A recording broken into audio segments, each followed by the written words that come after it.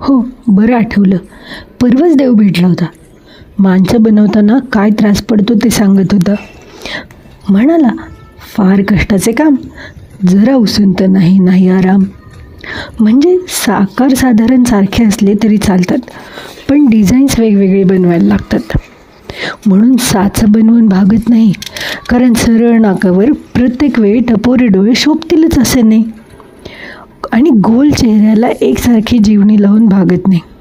म्हणूनच त्रास पडतो, कारण या धंद्याचा ट्रेंड सारखा बदलतो. डिझाईन ठरवलं एकदा की मग तराजू घेऊन बसावे लागते. आतल्या पोकळ भागात भरायच्या मिश्रणांचे प्रमाण ठरवावे लागते.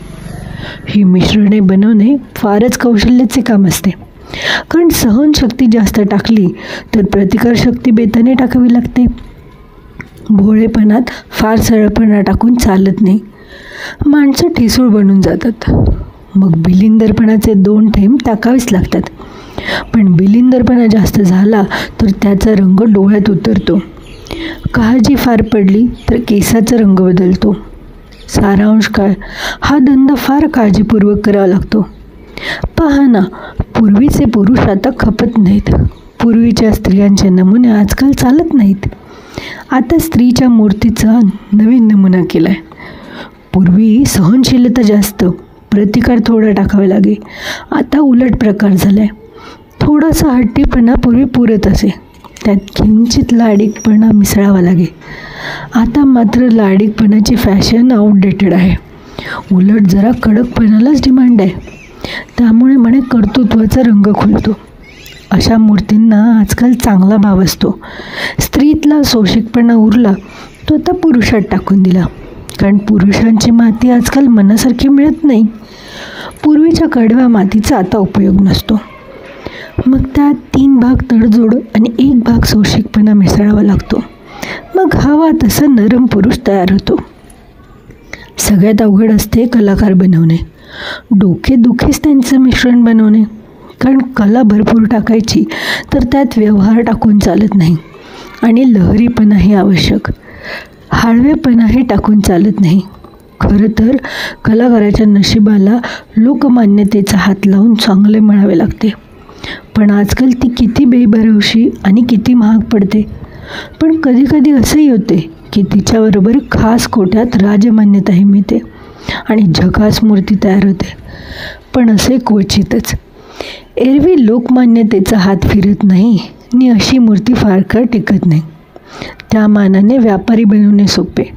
4 भाग मतलब, 3 भाग कष्टाळूपणा, 2 भाग हुशारी आणि 1 भाग बेरकीपणा. त्यात अर्धा भाग निलाजरेपणाचा टाकला की चांगला पक्का टिकाऊ व्यापारी तयार झाला.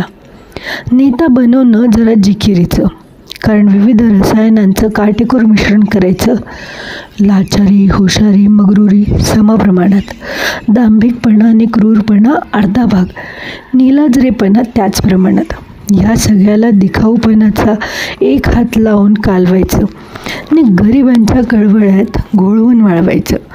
सत्य, निष्ठा, स्वाभिमान अजिबात वर्ज हे जर चुकून थोडे देखील पडतील तर मग नेत्याचा शिक्षक व्हायला वेळ लागणार नाही कदाचित. नेत्याचं काळीज उलटं बसवलं की चांगलं चालतं, पण त्यांच्या प्राणांना मात्र खुर्चीत जडवायचं असतं. अशी मूर्ती बनवणारे खास कलाकार असतात. ते स्पेशल नरकातून मागवावे लागतात. शेवटी कपाळावर भाग्याची नक्षी कोरायचं काम राहते. पण तोवर डोकं पार आउट होऊन जातं. मग घेतो मूडभर भाग्य आणि टाकत जातो थोडे थोडे. कुठे फार जास्त पडते तर कुठे फारच संपून जाते. बोलता बोलता पहाट झाली. देव म्हणाला जातो. सध्या भारताची ऑर्डर आहे म्हणून ओव्हरटाईम करावा लागतो.